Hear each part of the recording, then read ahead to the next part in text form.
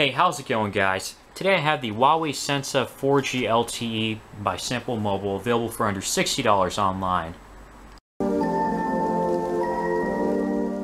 Okay, so on the box it says that it has a 30-day unlimited plan for $40, so you get talks, text, international data, and then data first 4 gigabytes of up to 4G LTE. After that, the speeds drop to 2G. So 2G sounds kind of ugly to me, but I mean, I haven't used 2G for forever actually.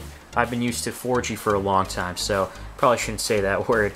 So on the bottom here it says that the phone and plans are sold separately. I unfortunately didn't know about that because I just ordered this online. So make sure you get a plan. I think with this you'd have to get a plan with this to try to activate it, because it says here how to do it. So number one, you select and purchase your phone, then you purchase a Simple Mobile 30-day plan, then you can activate your phone online or at simplemobile.com, then you can call here and stuff. This is my first time ever trying Simple Mobile. I'm actually going to test this out, like I'm going to use this carrier and everything. It shows you the other plans here. So $25 for unlimited talk, text, and international text. So no data with that, I believe. And then there's other plans too if you want to go higher. So $60 of unlimited data at 4G LTE speed. I wonder if that's like unlimited, like truly unlimited. If it is, that's good.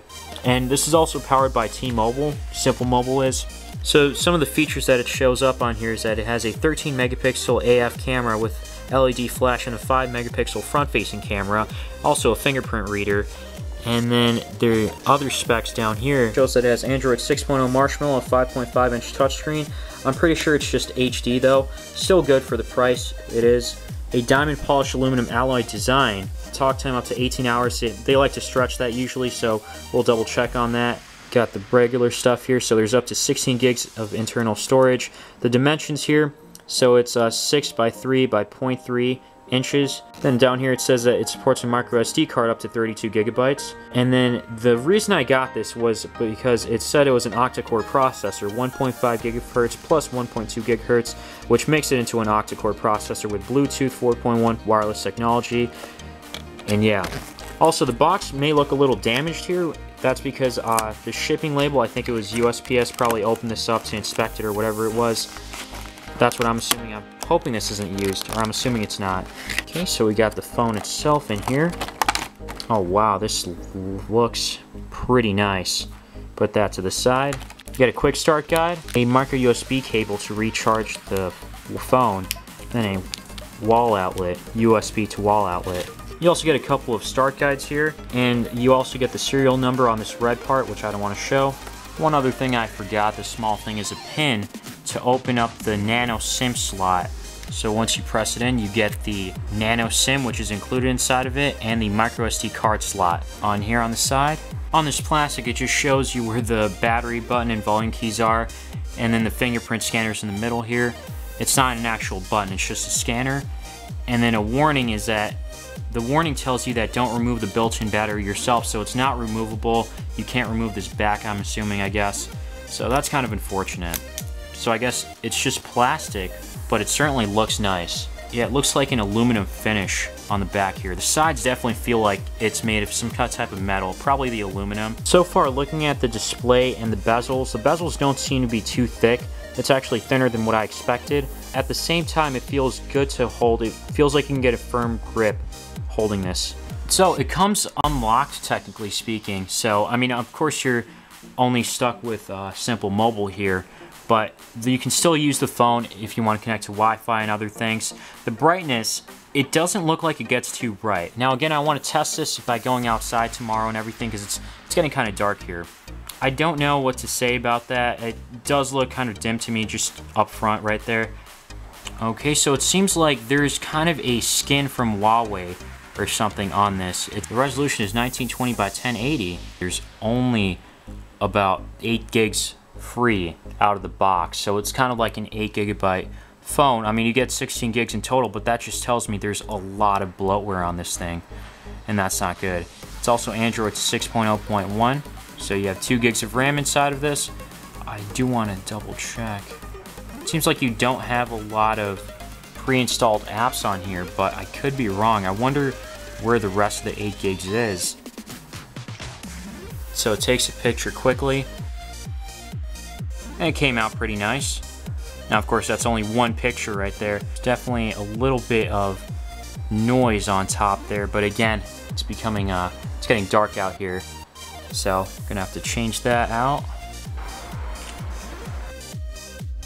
So we had the timer option on for 2 seconds, so you can turn that off and disable it in settings. There's actually quite a few settings here, but I feel like I'm not going to go over all this because I think it's better to just check it out in the full review.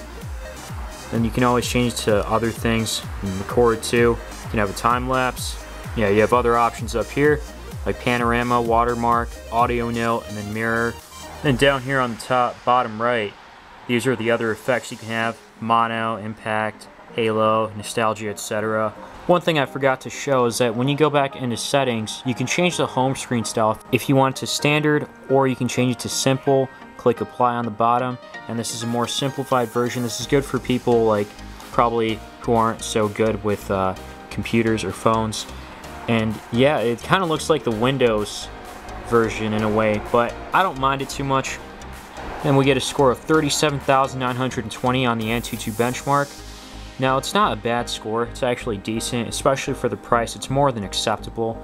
Game performance is mid-level, which we'll test out gaming a little later. And then everything else seems pretty good. If we go into info, it shows a little more about it.